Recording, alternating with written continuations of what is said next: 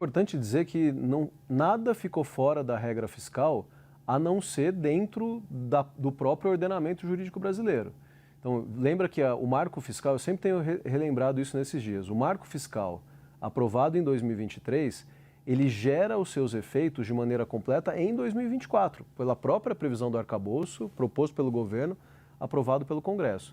No ano de 2024, foram bloqueados 20 bi, como eu disse, porque o arcabouço operou. Em 2023, o arcabouço não gerou seus efeitos. Então, a PEC da transição, mesmo a decisão do Supremo Tribunal Federal sobre precatório, não é correto dizer que ficou fora do arcabouço fiscal. Foram momentos anteriores ao arcabouço e que, em grande medida, o que se fez ali foi resolver um problema do passado, né?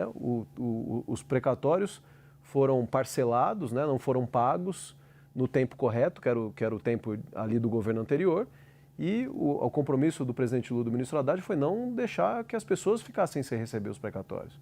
Precatório é dívida de condenação judicial que tem que ser honrada pelo Estado. Então, a União, que fez em 2023 para regularizar e não ter essa pressão por calote, né, que vinha acontecendo de antes, o governo arcou com mais de 90 bi de precatório. Não é correto dizer que isso fica fora das regras fiscais, até porque foi feito no momento anterior.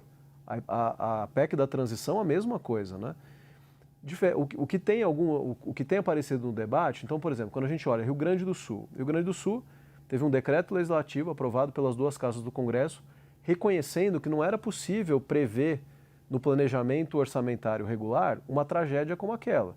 Então, era preciso não deixar o estado do Rio Grande do Sul sem ajuda, naquele momento difícil, então foi autorizado alguns gastos e a própria equipe econômica conteve esses gastos no Rio Grande do Sul, exigindo comprovação de dano, fazendo com que os recursos chegassem para as empresas e para as pessoas, aliviando o cofre dos estados do estado do Rio Grande do Sul e dos municípios, suspendendo o pagamento da dívida, reforçando a FPM, mas o benefício principal do que foi autorizado foi dado às empresas, às pessoas. Tanto que a arrecadação do estado do Rio Grande do Sul em 2024 foi maior ao fim do ano do que a prevista originalmente antes da catástrofe. Então, alguns desses pontos é importante deixar claro, não é que ficou fora da regra fiscal por vontade do governo, muito ao contrário. Né? O governo é aqui refém das decisões do Supremo, das disposições legais. O caso agora do INSS, para tocar nesse ponto que você mencionou. Como a gente tem visto um crescimento das demandas judiciais para fins de ressarcimento por parte do governo, essas condenações dariam ensejo a pagamento de RPV, via de regra, que pela decisão do Supremo segue ainda fora da meta até o ano de 2026. Então, o que o ministro da AGU pediu ao Supremo é que a gente mantenha essa linearidade com o entendimento lá de 2023 dos precatórios e de RPV, para que isso não acumule um passivo muito grande no judiciário. Então, para tudo tem aqui uma explicação dentro do ordenamento jurídico. Ou teve autorização do Congresso, ou tem decisão do Supremo e o governo está cumprindo nesse sentido.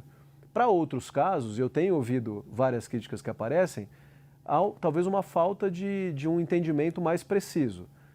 Outro dia eu ouvi uma crítica sobre o consignado do trabalhador, que foi uma política anunciada agora, em 2025, pelo presidente Lula, e que não tem recurso público. O consignado do trabalhador são as instituições financeiras que participam do programa, podendo fazer ali um empréstimo com a garantia do pagamento, do salário dos trabalhadores, para que o juro seja mais baixo desse empréstimo.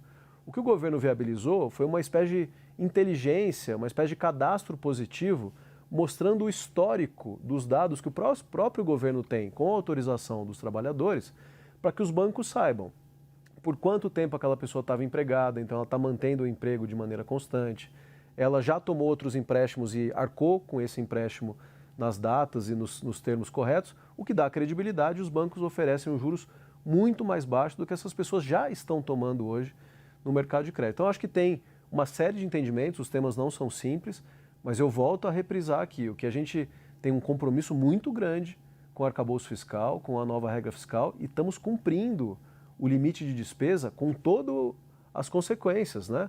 De bloqueio, de discussão de novas medidas. Vocês têm acompanhado quanto é complexo mesmo, quanto de interesse essas novas medidas movimentam. E, de novo, o que nós estamos pedindo é compreensão pela trajetória que estamos construindo.